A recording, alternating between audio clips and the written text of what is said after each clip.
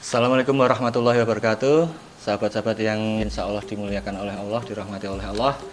Terima kasih sudah bergabung di channel kita bersama senior kami, Kang Muksin, dari tim LPG JRA. Assalamualaikum Kang Muksin. Waalaikumsalam warahmatullahi wabarakatuh. Alhamdulillah. Selamat apa ini ya, malam atau sore atau pagi ya, semuanya selamat berjumpa saja lah. Ya, alhamdulillah nih yang penting sehat ya Kang ya. Alhamdulillah, semoga nanti kita tambah ilmu, tambah semangat, tambah pengetahuan. Channel ini membawakan barokah manfaat. Amin, amin, amin ya rabbal alamin.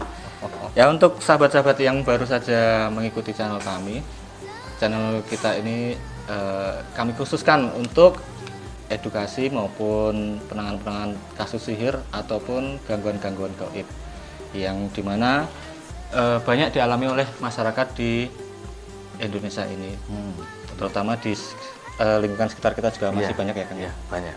Sekarang banyak.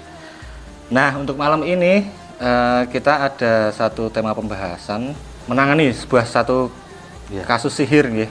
Ya, sering ya. Sering. Terutama untuk yang malam ini yang mau kita bahas ini tentang sihir apa nih Kang? Kita akan bicara tentang sihir penghancur usaha. Penghancur usaha itu ya. Dan ini sebenarnya banyak kasus yang terjadi di masyarakat kita itu, toko atau usaha mereka itu terkesan kelihatan tertutup. Jadi kalau para konsumen mereka melihat datang lewat depan toko, kok tidak buka, ini saya udah lewat berkali-kali kok tidak ketemu tokonya. Gitu. Padahal pemilik tokonya sendiri itu merasa bahwa setiap hari itu dia buka. Gitu Dan ini banyak terjadi, tidak hanya untuk usaha-usaha yang besar ya, tapi yang kecil-kecil itu juga sering kita temui. iya. Dan ini ketika kita bicara sihir itu tidak sembarangan. Ada bukti, ada dalil, ada argumentasi, dan ada alasan sehingga kita bisa mengatakan bahwa itu sihir. Jadi harus ada analisa, diagnosa dulu ya. Betul, ya. Memang harus analisa. Jadi kita tidak sembarangan kayak misalnya tahayul serampangan mengatakan bahwa orang itu kena sihir, enggak. Kita ada ilmunya dan semuanya bisa dijelaskan baik secara ilmiah maupun ilahiyah. Iya, secara dalil Quran hadisnya. Secara dalil juga terbukti. Iya Kang. Kalau untuk yang kasus yang akan kita bahas ini Kang, sihir penghancur usaha itu ya, itu tanda-tanda yang jenengan sudah temukan di lapangan ataupun yang dirasakan oleh margi atau pasien sendiri itu seperti apa Kang? Kita berawal dari keluhan mereka. Mereka mengeluhkan, dan biasanya keluhan itu wujudnya adalah keluhan fisik. Sehingga Pak Ustadz, Pak Kiai, ini saya kok pusing, gitu. Kemudian ini saya kok dada saya sesak, kadang pundak saya berat, gitu misalnya. Kok ini saya minta didoakan atau diruqyah seperti itu. Nah, ketika itu disampaikan, maka orang mungkin akan pertama kali mengatakan bahwa dia itu sakit medis. Karena kalau orang mengatakan atau orang pergi ke dokter, pasti nanti dia akan diberikan obat sakit kepala kalau dia pusing. Tapi kita diagnosa dulu, kita analisis dulu, kita ada keilmuan khusus yang mungkin nanti suatu saat bisa kita sharekan kepada teman-teman yang melihat bagaimana cara kita membedakan apakah ini gangguan medis atau gangguan apakah medis atau kan non medis itu. Nah, setelah kita diagnosa, kita lakukan, kalau kita namanya swab gangguan gaib, itu ternyata keluhan mereka itu tidak medis, tapi non medis. Buktinya apa? Dikasihkan obat, sudah lama berobat tapi tidak sembuh-sembuh. Tidak ada perubahan ya? Tidak ada perubahan. Gitu. Sehingga sampai obatnya berganti, sudah pindah ke dokter, ganti rumah sakit, rumah sakit, ganti obat, sudah lama tahun-tahun tapi kok tidak sembuh-sembuh. Nah, ternyata memang non medis. Kenapa? Karena begini, di rumah sakit itu kan tidak ada scan atau rongsen jin ya. Iya. Bahkan dokter kan juga tidak ada kurikulum mata kuliah perjinan kan, nggak ada. Gitu, nggak ada. Pergaiban nggak ada ya. Pergaiban nggak ada. Padahal di Quran dijelaskan secara gamblang ya. Jelas. Iya, ya. Di Quran itu jelaskan bahwa yang namanya gaib itu ada. Yuk minu kita yuk minu nabil gaib, kita harus percaya dengan yang gaib. Dan salah satu yang gaib itu adalah bahwa Allah itu menciptakan bangsa jin. Wa ma khalaqtul jinna wal insa illa liya'budu. Bahwa jin itu memang benar-benar ada. Bahkan dalam Al-Qur'an itu ada satu surat yang namanya surat jin.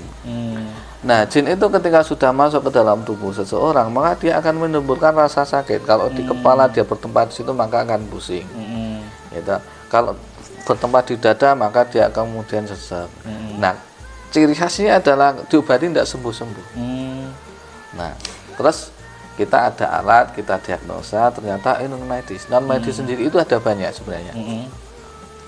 Jadi ada yang disebut dengan masuk seton, ada yang disebut dengan sihir, ada yang disebut dengan ain. Nah, kita juga harus jeli. Kita sebagai peruqyah itu juga harus bisa membedakan, bisa mendiagnosa apakah ini jenisnya gangguan gaib itu masuk seton, sihir, atau ain. Khusus yang tentang sihir sekarang tadi, bahwa dia pasti mengeluhkan sesuatu yang tidak enak di badannya itu. Biasanya ya ciri khasnya itu adalah kepalanya pusing. Kepala pusing. Iya, kepala pusing. Itu bagian depan atau belakang? Biasanya bagian atas ini. Ya? Ubun-ubun? Iya, di sini bagian atas. Kalau nanti bagian depan biasanya ain biasanya. Biasanya ain. Nah, kemudian selain kepala pusing, pundaknya itu biasanya terasa berat. Seperti kayak kena kolesterol. Kayak ketimpa, gitu ya. Dia kayak terbebani lah. Gitu ya. Iya. Kemudian ada tulang ekor itu sakit. Itu ciri-ciri secara fisik yang kelihatan. Itu adalah medis. Tapi ada tambahan lagi biasanya. Coba nanti kalau panjenengan menemukan apa yang tadi saya sebutkan, coba tambahkan lagi. Apakah dia suka mimpi buruk? Mimpi buruk enggak ya? Mimpi buruk itu yang mimpi sesuatu yang menyeramkan. Entah dia dikejar-kejar ular, dikejar-kejar pocong, dikejar-kejar hantu, dikejar-kejar janda tetangga, itu. Nah, itu misalnya itu buruk. Itu tergantung kan, jandanya cantik apa enggak. Kalau cantik berarti tidak menyeramkan. Iya, malah menikmati. Nah, itu kalau menyeramkan, sesuatu yang membuat kita itu menjadi ketakutan, maka itu mimpi buruk. Dan 1 bulan sekali itu sudah dikatakan sering. Itu karena apa? Karena di agama sini sudah menyampaikan bahwa orang yang terkena mimpi buruk itu pasti syaitan, ada gangguan syaitan di sana. Gitu. Nah, kemudian yang kedua, ya selain mimpi buruk tadi, dia juga ketika sholat itu seling rupa rukangatnya. Nah, itu masih ada, itu ciri-ciri ada gangguan itu. Dan itu sering ya Kang ya, hampir setiap sholat pasti was-was atau lupa ini sudah rakaat keberapa gitu ya. Misalnya sholat isya ini tadi 3 atau 4. Nah, yang paling parah misalkan subuh ini sudah 1 atau 2, itu parah banget itu.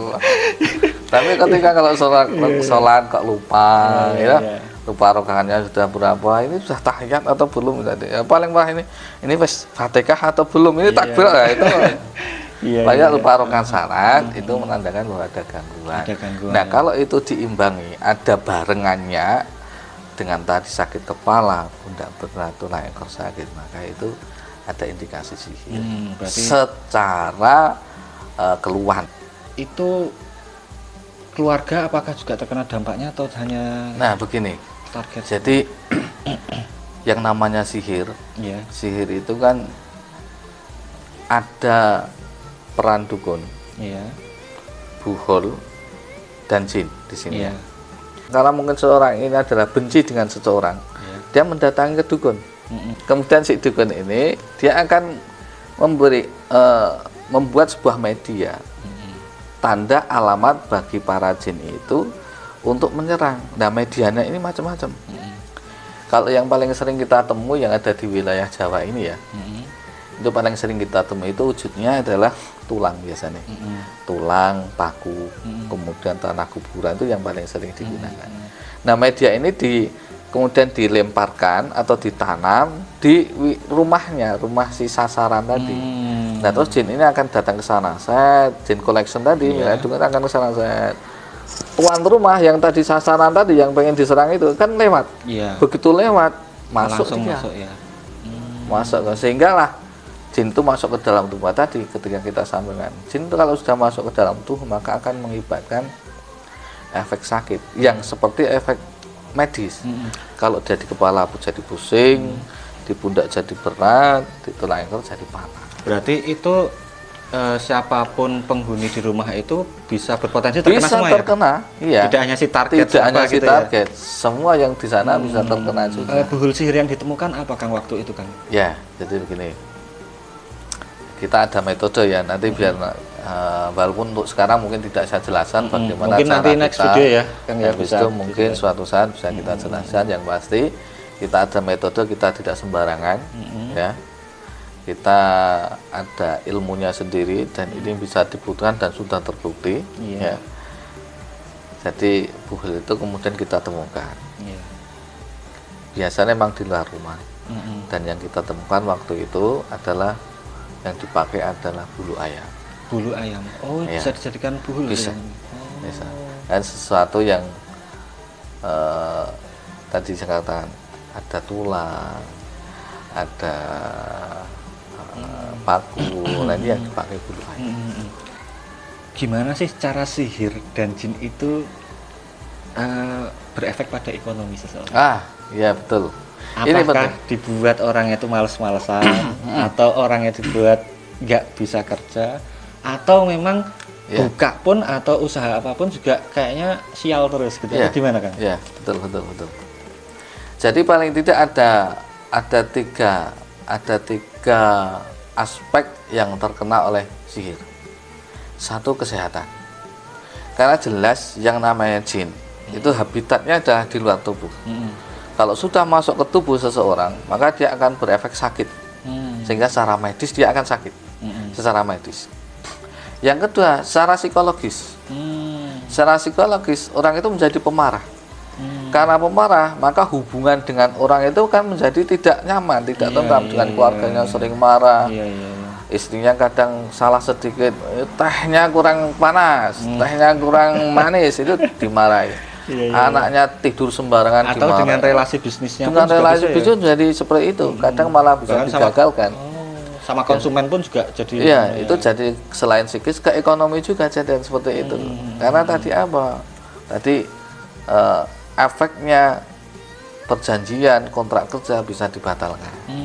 Dipengaruhi oleh dia, jin itu yang mempengaruhi, akhirnya nggak usah aja deh. Nanti kamu rugi kalau kerjasama dengan dia, akhirnya batal. Berarti si jin yang mengganggu orang yang terkena sihir tadi itu bisa mempengaruhi ke orang lain. Mempengaruhi dalam bentuk bisikan-bisikan atau sebenarnya dalam bentuk bisikan, tapi kemudian itu teryakini itu oleh seakan-akan menjadi mitra. Bagi si mitranya itu seakan-akan menjadi apa ya, seperti intuisi, padahal itu adalah bisikan dari jin kafir ini ya.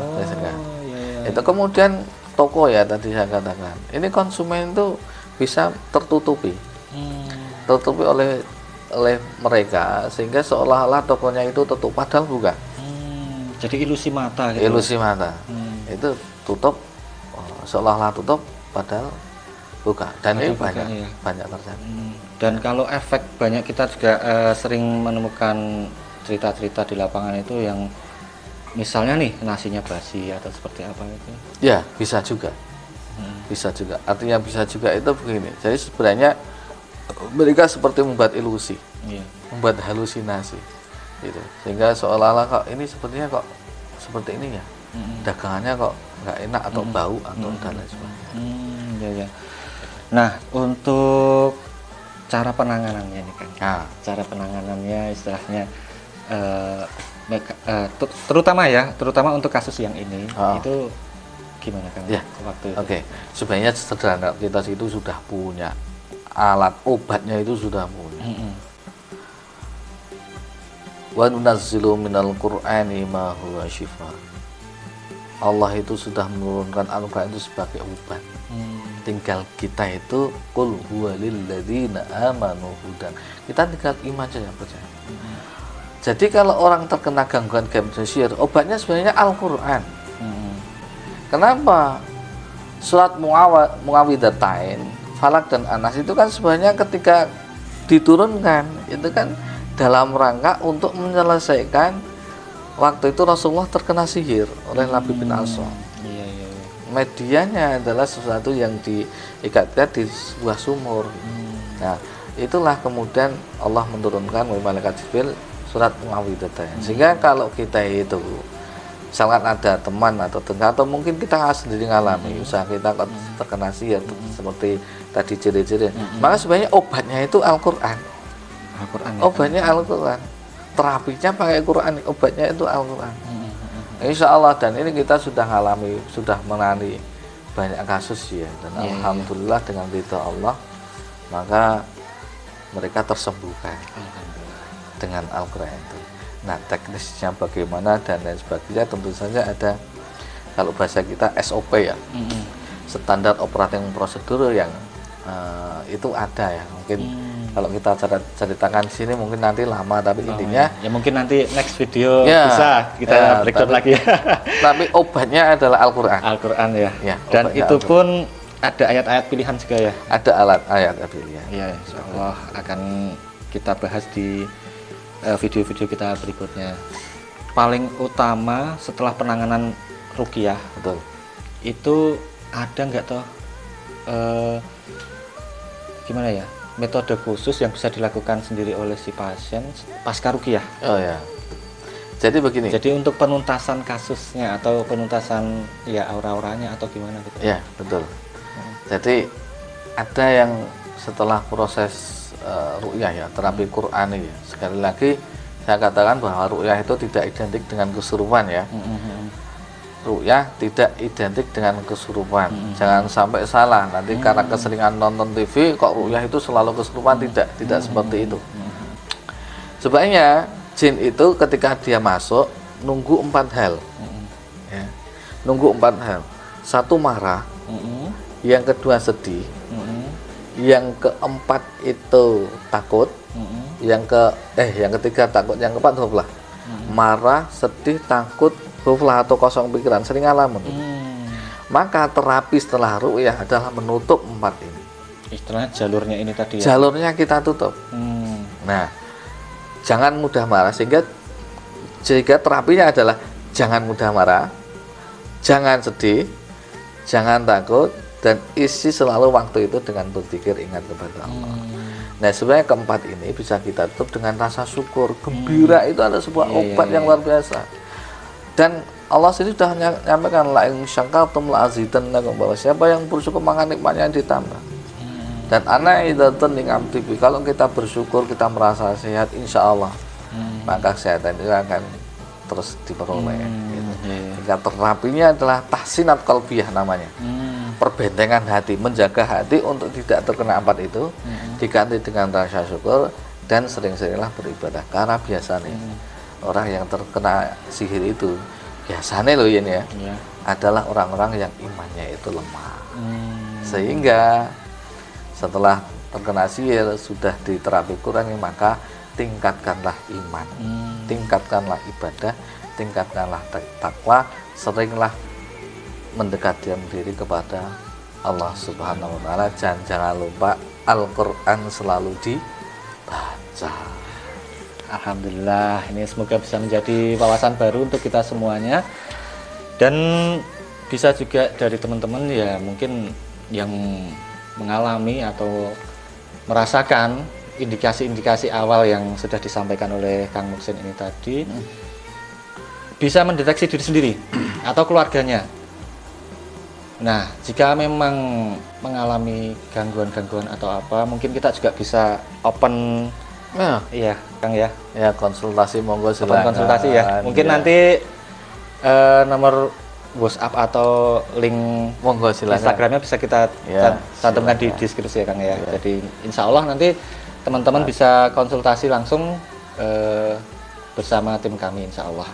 Oke Kang, untuk pembahasan kita kali ini insya Allah sudah cukup jelas, dan insya Allah kita akan ketemu lagi untuk pembahasan-pembahasan putar tentang ruqyah, pengobatan Al-Quran, dan penanganan-penanganan kasus gangguan gaib, baik itu gangguan sihir maupun gangguan masuk syaitan ataupun ain juga ya, insya Allah ya.